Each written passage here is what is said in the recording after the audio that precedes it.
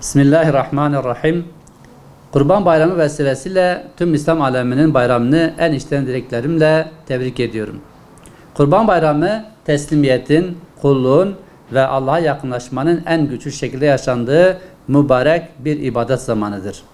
Nitekim Kur'an-ı Kerim'de Rabbimiz şöyle buyurur: onların etleri ve kanları Allah'a ulaşmaz. Fakat ona sizin takvanız ulaşır. Hac suresi 37. ayet-i kerime. Bu ayet kurban ibadetinin özünde ihlasın, samimiyetin ve takvanın bulunduğunu bizlere açıkça hatırlatmaktadır. Yetimler Vakfı olarak bizler hayırseverlerimizin vekalet yoluyla emanet ettiği kurbanları dünyanın farklı bölgelerinde mazlum coğrafyalara ulaştırıyoruz. Gayemiz bu ibadetin ruhuna uygun şekilde ihtiyaç sahibi ailelere gerçek bir bayram sevinci yaşatabilmektir.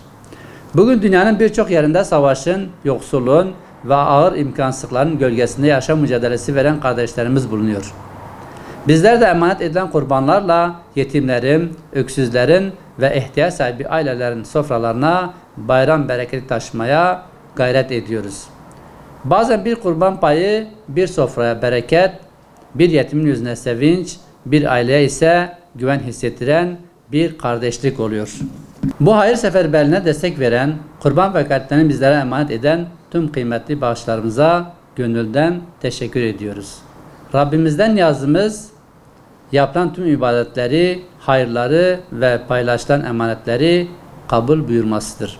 Yetimler Vakfı olarak bizler bu çalışmalar yalnızca bir yardım organizasyonu değil, ümmet bilincini, kardeşliği ve merhameti diri tutan bir iyilik hareketi olarak görüyoruz.